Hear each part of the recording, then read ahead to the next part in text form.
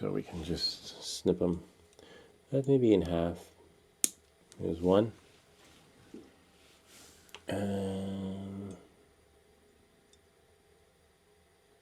there's two. I don't know, running out of space. So now this one will be really easy and straightforward.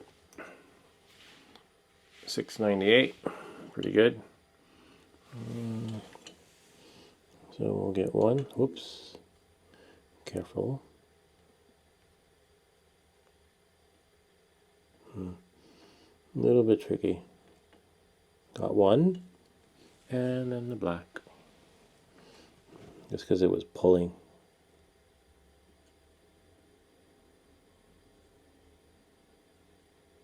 And two. I just wanted it to create a mound. See that? Oops.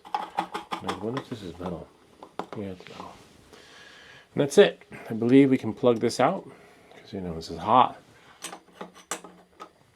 And then now we can put these little things right here. Those little screw thingies. I guess that's supposed to hold up the clock. They're all the same size, so it doesn't really matter. So this can go here. Like that. Find the hole. Put it in the hole and then just turn it.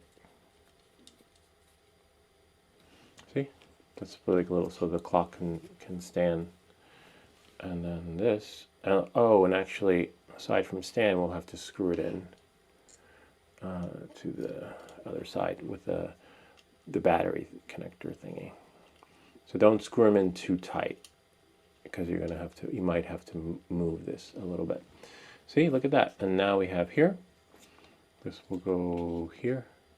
So you find the right holes. This one will require a screwdriver. And then I believe, so we just want to match up the holes before we screw them into. Yep, I see, top to top. So the bolt, two top screws.